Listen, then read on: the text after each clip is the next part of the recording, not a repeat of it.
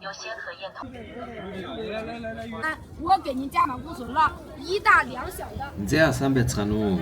Хятад улсад орших Хоройтой хотын талаар маш товчхон бөгөөд тодорхой мэдээллийг ярьж өгье. Хоройтой хот нь Бээжингийн зүрх нь болж хотынхоо төвд байрладаг. Бараг 500-аад жилийн турш эзэн хаадууд болон тэдний гэр бүлийнхний хувьд орд харш нь болохоос гадна төрийн хэрэг удирдах явуулах төв нь байжээ. Энэхүү том цогцлборт байгууламж нь 1406-аас 1420 оны хооронд гэхээр 14 жилийн туршид баригдаж дууссан байна.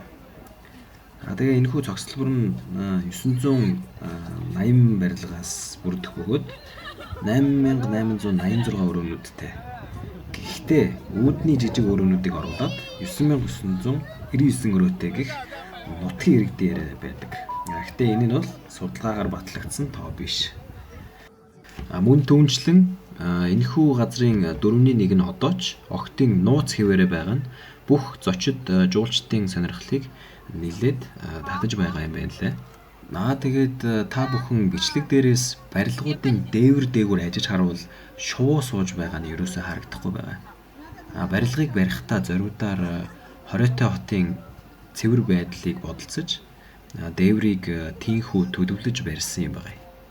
Зөвхөн дээврийг ийхүү ач холбогдол ур чадвар гаргаж хийсэн гэхээр харин бүх барилгын хэсгийг бол бүр нилээдгүй сайн архитектур дизайны авьяасыг шингээж барьсан байх нь тодорхой.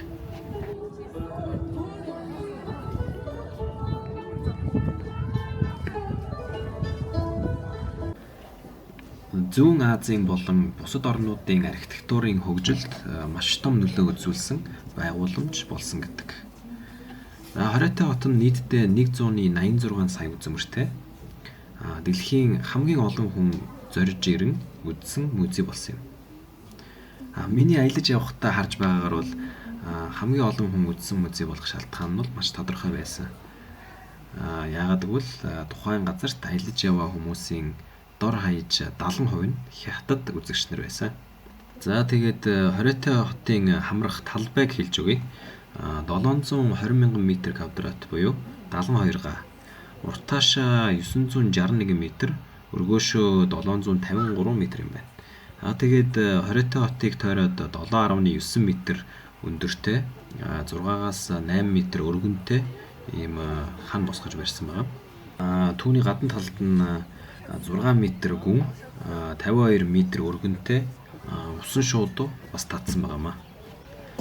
Мөн түүнчлэн хотын суурь нь 3 м зузаан гэж байгаа. За энэ нь ямар учиртай вэ гэхээр гадны нөлөө орохоос те нөхөлж ордон руу нэвтрэхээс сэргийлж хамгаалах зорилготой байсан байна. За тэгээд аялагч миний бичлэг таалагдсан гэж найдаа. Дараагийн бичлэгээр уулзцгаая.